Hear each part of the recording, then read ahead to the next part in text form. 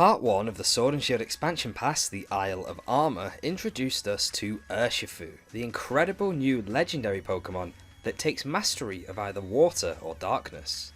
But the DLC confirms that Urshifu, and by extension Kubfu, are not native to the Galar region. So then, where do they come from?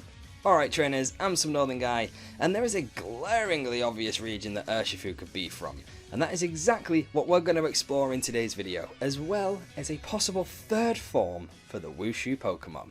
Let's get started. Where's north from here?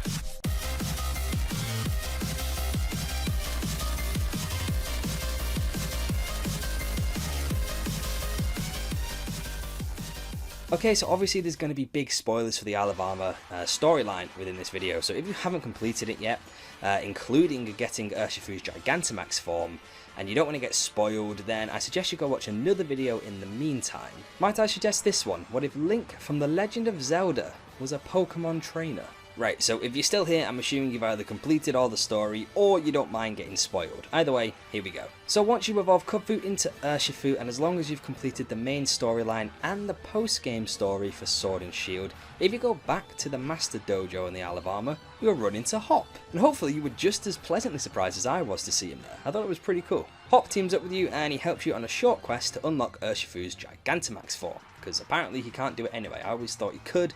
But no, you've got to give him the max soup. Bit of a catch here though, turns out Urshifu doesn't actually like max soup, so you've got to go find a special ingredient that'll make it eat it. Now there's an interesting bit of dialogue from Hop here that says that Urshifu isn't actually from Galar, instead it comes from a far off region and lives high up in the mountains. He also mentions that they love eating sweet sticky honey.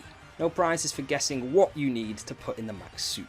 So you and Hop set out to find this special ingredient to make the soup a bit more bearable for Urshifu. After a few failed attempts, you finally find a chunk of max honey that was made by a Dynamax Vespiquen. Turns out it is the perfect sweet sticky honey that Urshifu loves to eat. You add that to the max soup and you finally get Urshifu's Gigantamax form in all its glory. And flipping heck, I gotta say, Urshifu's Gigantamax forms, they're two of the cleanest ones in the whole game. So, how does this link to SINNOH?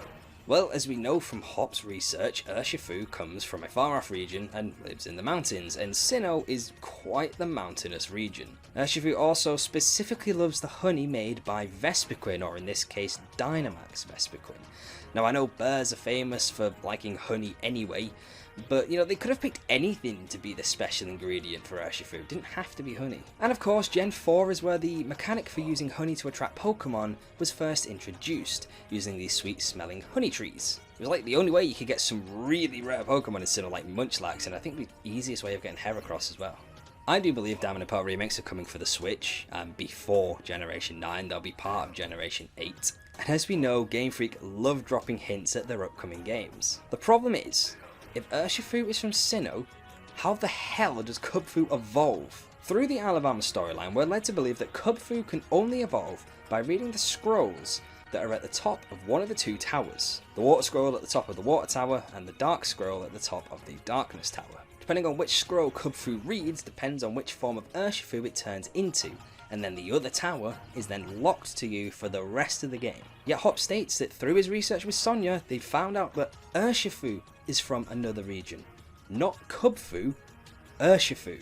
So somehow, Kubfu has to evolve. So my theory is this. If we get Diamond and Pearl remakes, there's gonna be a third scroll that's kept safe somewhere in SINNOH. Most likely the Snowpoint Temple. It's already home to Regigigas and a pretty mysterious place all around. There could be some in-game lore to the story that says that Kubfu, wanting to prove themselves, come down from the mountains and make a pilgrimage to Snowpoint City. Once at the temple, they read the scroll and evolve into this third form of Urshifu, probably a fighting ice type since SINNOH is widely regarded as a really cold region. There'd also be some sort of reason as to why the Kubfu choose that specific time to make the journey. Maybe the I don't know, the size of the moon, or something to do with a lunar cycle, or something like that, which explains why it doesn't happen all the time, and it's not a regular occurrence for the residents of Snow Point City. This would be a really cool way to tie in some of the lore from Sword and Shield into the Diamond and Pearl remakes, just like how Mega Evolution from Generation 6 was added to the lore of Omega Ruby and Alpha Sapphire. It also explains how you can get Urshifu in another region without the scrolls of water and darkness. Perhaps there are even more scrolls out there that evolve Kubfu into loads of different types of Urshifu. Maybe the water and darkness scrolls were the only two that Mustard discovered on his journeys around the world, or at least the only two he thought to bring back to the Isle of Armor. And of course, if there's got to be a third form of Urshifu, we all know Ash is going to get one in the anime, just like his Dusk Lycanroc. That's probably how they're going to reveal it as well, isn't it? Like, Ash will get a Kubfu in the anime in Pokemon Journeys, he'll do some bullshit in Sinnoh, and he'll get this third form of Urshifu. Oh my god, I would not put that past them.